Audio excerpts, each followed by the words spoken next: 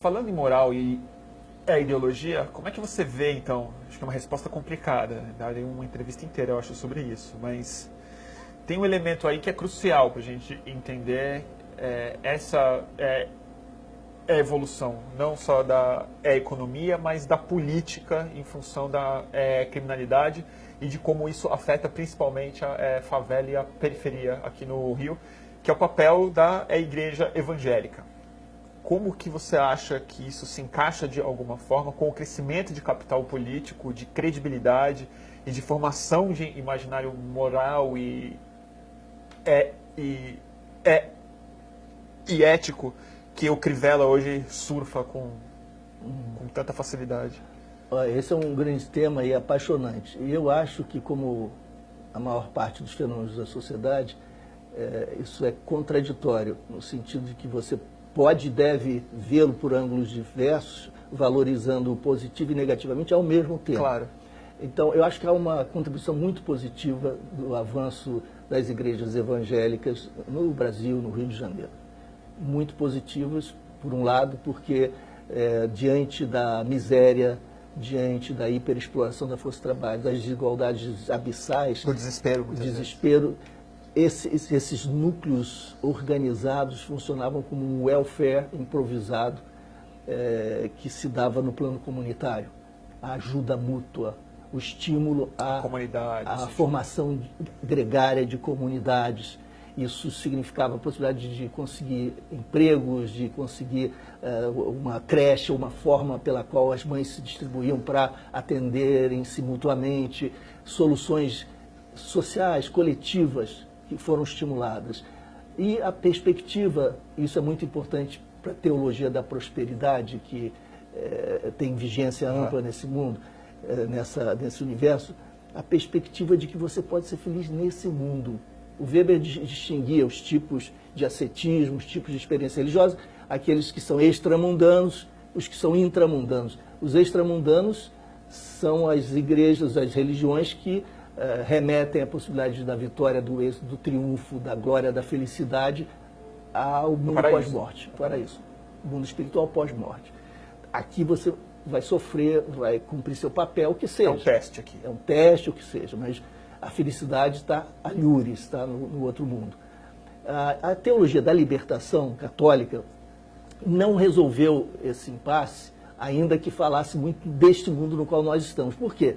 Porque dizia assim, não, nós podemos ter a felicidade nesse mundo, mas com uma transformação social muito profunda, que não será para a sua geração. E essa é a aprovação. Essa é a aprovação. Você não pode ser feliz sozinho, não deve. Mas a Via Crucis é política, ela não é mais espiritual. Mas é política. O fato é que, entretanto, mesmo sendo intramundana a felicidade possível... O paraíso é para o futuro. É para o futuro. E o futuro é também o outro mundo. É aquele que você não alcança, no qual você vai estar morto. No qual você vai estar morto. Isso não é para você. O martírio está colocado. Está colocado, nem para o seu filho. Aí vem a igreja que diz o seguinte, ô Bruno, você quer um carro? Falamos exatamente. Por que será, né? Não é pecado, Bruno. Você pode ter, pode desejar, pode ambicionar, isso pode funcionar. E Deus vai dar para você. Deus vai te ajudar. Você tem que parar de beber. Também algumas coisas interessantes na ética ética do trabalho, do capitalismo, né? Que é essa devoção ao trabalho. Você vai atuar de uma maneira séria na vida. Pode prosperar, você pode prosperar, sua família também, vocês podem ter empregos, vocês podem cobiçar, ambicionar bens materiais, aquilo que você já não... Isso não é pecado, e é possível, e essa felicidade você tem direito de fruir, e Deus te dá agora. Isso é interessantíssimo, né? Porque ela dialoga exatamente com o tipo de política de esquerda que o Lula propôs para o Brasil. Aí você matou a pau, exatamente. Porque você junta a ascensão nacional do consumo com uma teologia que encaixa perfeitamente. Bom, você concluiu, eu escrevi sobre isso, com essa conclusão você antecipou exatamente isso. Tem aquilo que a gente chama na sociologia de estrutura de plausibilidade. É uma crença que encontra respaldo na experiência cotidiana, tal como você a interpreta. Total. Tem redução da desigualdade, acesso a consumo, empoderamento dos de baixo. E uma metodologia que dá conta disso. Que dá conta disso. Fechou o país. Fechou. Então, o lado negativo. O lado negativo, a violência contra as tradições afro-brasileiras. Isso é uma coisa pavorosa. a intolerância, o discurso machista. E tem uma outra coisa nisso que fiquei pensando muito quando você falou, né? De como que ela também é uma teologia que propõe o paraíso aqui, ela traz o diabo para cá também.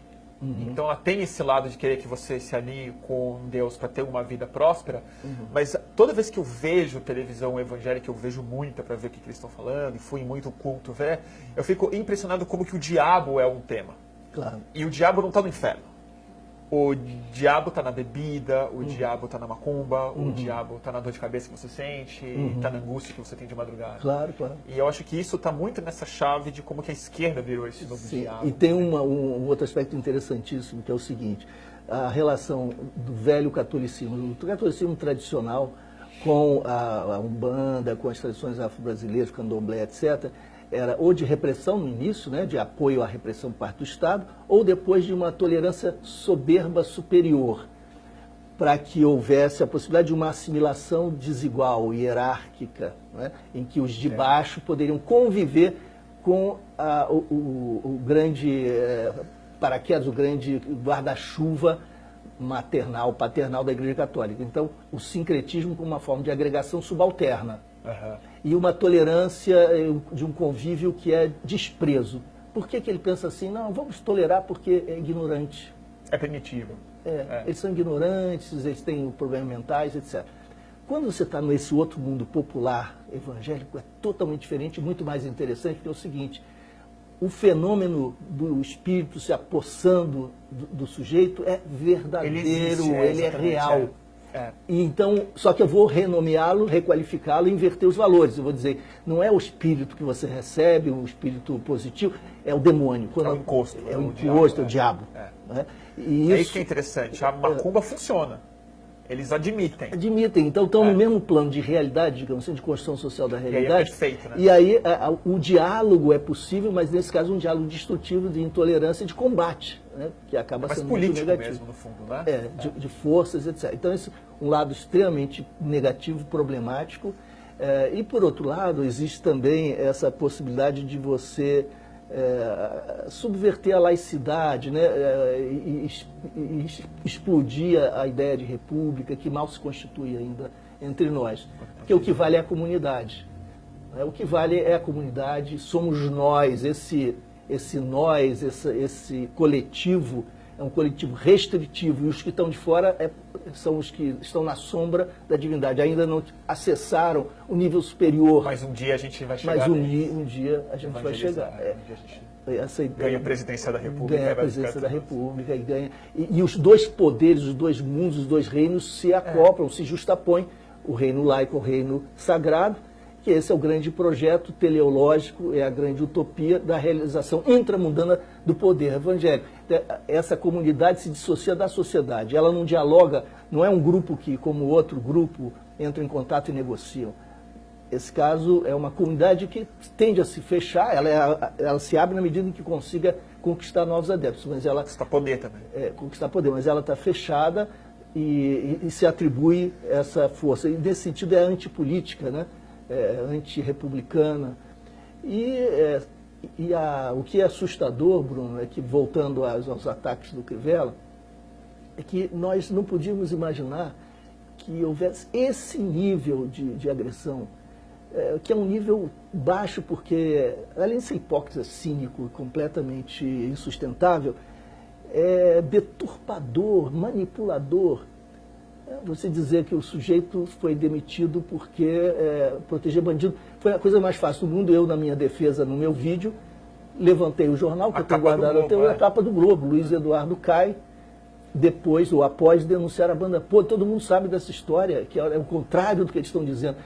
Não dá para reescrever a história, reinventar a história assim. Todo mundo, mas todo mundo nada, né? Ninguém, né? Esse ninguém, é o problema. Claro, isso é bobagem. O que eu fiquei pensando é que acho que aí tem uma distinção que é muito difícil de fazer, ainda mais numa campanha, sem cair no rótulo de preconceito contra os evangélicos, porque assim, a gente analisou bem o que você apontou como lado positivo, analisou bem uma coisa que você também apontou como um lado perigoso, um lado ruim do avanço evangélico, mas tem uma outra coisa que é uma distinção muito crucial, que aí sim vem a questão do poder político mesmo. Quem está avançando essa teologia, quem está encarando, quem está manipulando essa teologia em cima da política, em cima das comunidades e tudo mais, tem uma distinção entre o que é o pastor e o que é o crente. O que é a instituição das igrejas neopentecostais e o que é a comunidade que se forma em função de uma ideia. E a Igreja Universal do Reino de Deus talvez seja o exemplo mais bem acabado, provado por muitas formas, a gente sabe disso, de que eles têm uma consciência comercial do que eles estão fazendo, não uma consciência teológica. Quer dizer, é um projeto, antes de mais nada, financeiro, político, muito consciente, de décadas, fazendo isso. Por que você acha que a gente não conseguiu, ou é tão difícil, a gente não conseguiu comunicar tão bem essa distinção entre o evangélico e o aproveitador do evangélico? Entre o projeto político de um grupo que só é teológico na medida que interessa ele ser, ou ele fica mais progressista quando interessa ser, e a massa de pessoas que no Brasil cresce como crentes, como evangélicos. Algumas hipóteses. Nós acabamos, quer dizer, nós, os que não estão nesse mundo e o veem criticamente, e até de uma maneira unilateral, que não é a minha visão, essa turma tende a ver com preconceito e tende a estigmatizar esse universo evangélico. É que são duas coisas diferentes, né? Um é o evangélico, outro é o pastor. Pois é. Eu sempre digo isso. O meu problema não é com o crente. O meu problema é com o bispo, não é? É como o PT. Você tem problemas com o PT, mas os que votam pelo PT, a grande massa popular brasileira que acreditava nas possibilidades de mais democracia e de redução de desigualdade, não tem nada a ver com a corrupção que fulano ou Beltrano tenha cometido. Mas você vê a generalização contra o PT, acaba também estigmatizando todo esse universo. O mesmo acontece com os evangélicos. As pessoas falam de uma maneira generalista, homogeneizando uma realidade. Retomando a nossa gravação, deu uma pequena falha que acabou o espaço, mas com a palavra, Luiz Eduardo Soares. Eu dizer que, de certa maneira, os preconceitos que generalizam críticas para o universo evangélico são, claro, por serem preconceitos, são injustos, misturam o que não deve estar misturado, não reconhece, os preconceitos não reconhecem a imensa diversidade que há também nesse universo, tem grupos que são politizados de outra maneira, etc., e a gente não pode homogeneizar. E isso serve àqueles que têm interesse justamente em manter o seu rebanho com perspectivas políticas e manipuladoras, porque eles todos se sentem agredidos. Claro. E quando você tem um rival externo, você nada como uma perseguição para uma igreja se unir, se consolidar, e a identidade se reforça pelos nossos preconceitos, a falta de diálogo. O preconceito impede um diálogo mais transversal. E depois a gente deve pensar isso na história, a gente deve pensar isso, Bruno, eu acho, como um processo. A gente está num capítulo inicial de um processo que é muito rico. Daqui a 10 anos, esse universo pode ser totalmente diferente. Pode ter havido uma transformação importante. As pessoas vão aprendendo com a experiência, começam a distinguir o que é importante para a sua religião, o que pode ser manipulação. Isso vai depender do processo, de como a sociedade vai lidar com isso, da nossa disponibilidade e abertura para o diálogo. E a figura que encarna isso, curiosamente, é justamente o Freixo, né? É a pessoa do diálogo, da tolerância, da diversidade, da coragem para enfrentar as milícias, a corrupção, o que seja.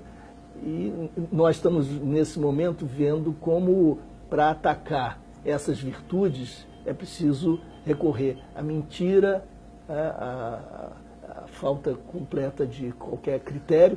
E se o Crivella é capaz de fazer isso na campanha, o que ele não fará no poder para manter-se lá e para expandi-lo?